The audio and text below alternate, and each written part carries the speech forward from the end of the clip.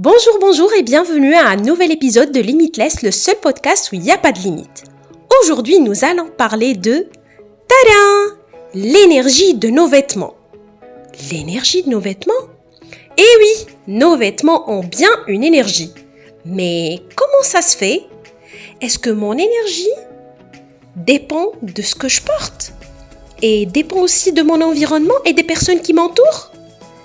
Eh oui, on peut dire ça et on va expliquer comment.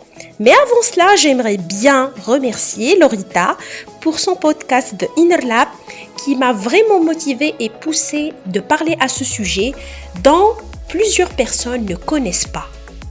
Bon, cet épisode n'est pas une séance de relooking ou de style vestimentaire, mais plutôt c'est important de savoir quelles sont les couleurs qu'on porte selon la cérémonie, l'événement ou même le cadre dans lequel on sort. En tant que physicienne, je peux vous dire qu'on m'a toujours enseigné que les couleurs ont une longueur d'onde. Ça veut dire quoi ? Ça veut dire que chaque couleur a une longueur d'onde bien déterminée qui permettrait à nos yeux de voir que cette couleur-là. Donnons un exemple. Par exemple, la couleur rouge, elle absorbe toutes les couleurs, c'est-à-dire toutes les longueurs d'onde, sauf la longueur d'onde de la couleur rouge. Également pour le bleu, le vert, jaune et autres couleurs. Et sauf pour les couleurs neutres qui sont le noir et le blanc. Concernant la couleur noire, nous savons tous que le noir, il absorbe toutes les couleurs, toutes les longueurs d'onde, toutes les énergies, sans exception.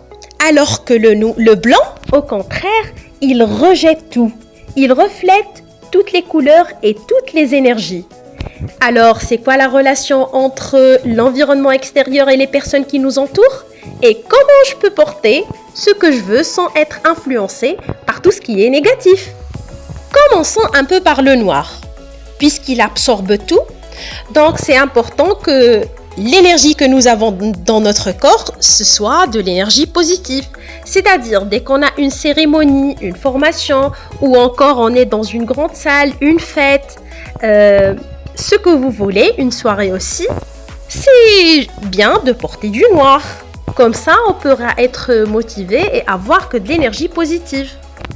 Au contraire du blanc, dès qu'on est face à une personne négative, ou devant une personne qu'on ne connaît pas, à la rencontre de quelqu'un dont on voit la première fois, un entretien de travail.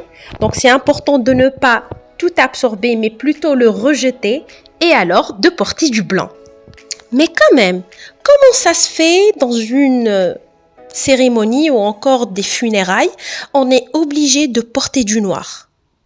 Mais rappelle-toi chaque fois que tu es allé aux funérailles, en rentrant, tu t'es jamais essayé de te reposer, de trouver que tu étais très fatigué, épuisé même, parce que tu as absorbé toute la tristesse, la solitude et tout ce qui est énergie négative.